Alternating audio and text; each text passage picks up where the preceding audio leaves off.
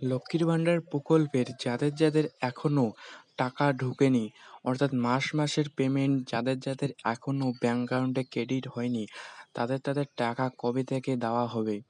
যারা নতুন করে লক্ষ্মীর ভাণ্ডারের জন্য আবেদন করেছেন কিন্তু তাদের কোনো এখনো টাকা আসেনি, তারা কবে টাকা পাবে?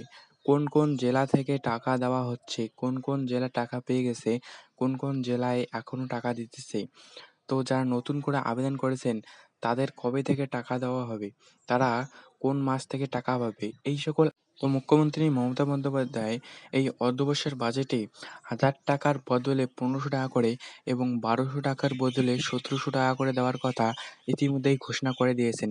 এই টাকা অনেক উপভোক্তার ব্যাংক অ্যাকাউন্টে এর আগের মাসেই ক্রেডিট হয়ে গেছে। এবারে যাদের এখনো মাসের টাকা ব্যাংক অ্যাকাউন্টে আসেনি, আপনাদের টাকা কবে আসবে? দেখুন, হয়তো কোনো প্রবলেম বা কোনো ছুটির জন্য আপনাদের টাকা আটকে আছে, কিন্তু এই মাসেই আপনাদের টাকা ঢুকে যাবে।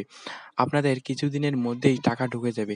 আপনাদের ২-১ দিনের ভিতরেই লক্ষ্মীর ভাণ্ডার প্রকল্পের ৳১৫০০ এবং ৳১৭০০ করে ব্যাংক অ্যাকাউন্টে ক্রেডিট হয়ে যাবে। এবারে যারা নতুন করে আবেদন করেছিলেন লক্ষ্মীর ভাণ্ডার প্রকল্পের জন্য, তাদের টাকা কবে আসবে? দেখুন, যারা লক্ষ্মীর ভাণ্ডারের জন্য নতুন করে আবেদন করেছেন, তাদের কাজগুলো খুব শীঘ্রই শেষ হয়ে যাবে। তাদের সব খতিয়ে দেখেই ডাটা এন্ট্রি করে দিতেছে এবং যাদের ডাটা এন্ট্রি করা শেষ হয়েছে, তাদের ব্যাংক অ্যাকাউন্টে মাসেই টাকা ঢুকে যাবে এবং যাদের এখনো টাকা ঢুকতেছে না, চিন্তার কোনো কারণ নেই। আপনাদের সব কমপ্লিট হয়ে গেলেই আপনাদের মাসেই টাকা দেওয়া হবে। এবারে যে জেলাগুলিতে টাকা দেওয়ার কাজ ইতিমধ্যেই শেষ হয়ে গেছে, সেই জেলা হচ্ছে বাঁকুড়া, পুরুলিয়া, মুর্শিদাবাদ, কোচবিহার, উত্তর দিনাজপুর, দক্ষিণ দিনাজপুর এই সমস্ত জেলাগুলিতেই টাকা পাঠানোর কাজ ইতিমধ্যেই শেষ।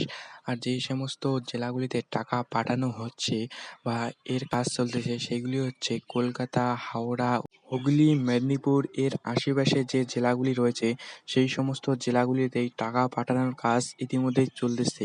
তো এইরকম ইনফরমেশন আপডেট এই চ্যানেলেই আসতে থাকবে। তো চ্যানেলটি সাবস্ক্রাইব করে রাখবেন। ভিডিওটি ভালো লাগলে লাইক করবেন এবং আপনাদের সাথে দেখা হচ্ছে পরবর্তী কোনো ভিডিওতে। ততক্ষণের জন্য আপনারা সবাই ভালো থাকবেন।